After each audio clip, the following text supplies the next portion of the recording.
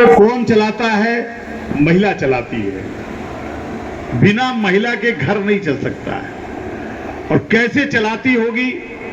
अगर उसके पास पैसा नहीं है तो घर कैसे चलाएगी? उसका बच्चा बीमार हो गया, घर में सब्जी है कि नहीं है, कड़वा तेल है कि नहीं है, नमक है कि नहीं है, दाल है कि नहीं है, और दाल है अगर नहीं है, थोड़ी ही दाल है तो कितना पानी डालेगी जिससे सबका कल्याण हो जाए, सबको पहुंच जाए? इसकी चिंता कौन करता है? हमारी महिलाएं करती है।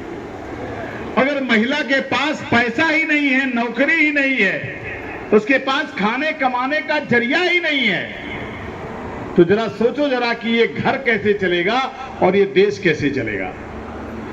महिला अगर खेत में काम करती है तब भी उसको मजदूरी कम मिलती है। अगर महिला रसोइया में, जो स्कूलों में रसोइया की भर्ती होती है, उसमें महिलाएं भर्ती करते हैं, सबसे कम मजदूरी पे रखते हैं। और कोई अगर 8 घंटा काम करेगा तो उसको 500 रुपए दिहाड़ी मिलेगी, 300 रुपए दिहाड़ी मिलेगी। लेकिन अगर महिला रसोई में काम कर रही है तो उसको कोई 500 रुपए, 250 रुपए दिहाड़ी देने को भी तैयार नहीं है। मतलब काम कर रही है तब भी नहीं मिल रहा है। आंगनबाड़ी में अगर कोई महिला काम कर रही है, आंगनबाड़ी में कौन काम करता है? हमारी महिलाएं ही तो करती हैं।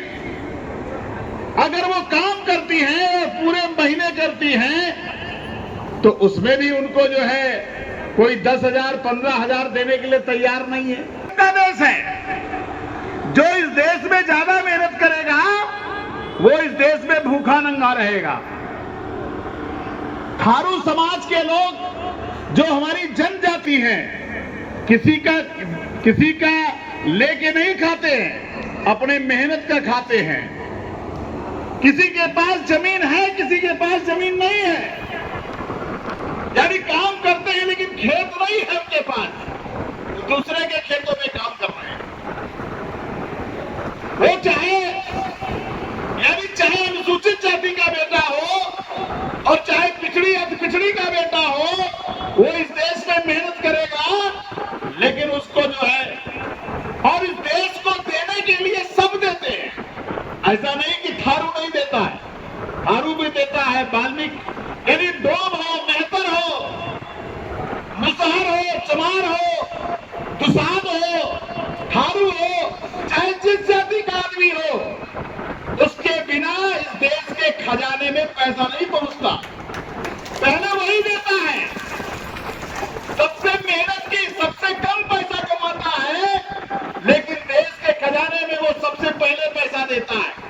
अब आप सोच रहे होंगे कि हम कहां से पैसा देते हैं, हम तो गरीब आदमी हैं। आप सोचते होंगे कि हम तो गरीब आदमी, हम कहां से पैसा देते होंगे?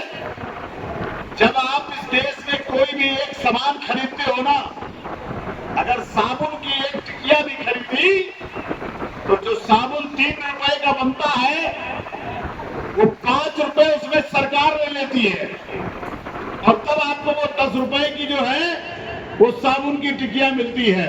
तो 5 रुपया पहले सरकार ले लेती है।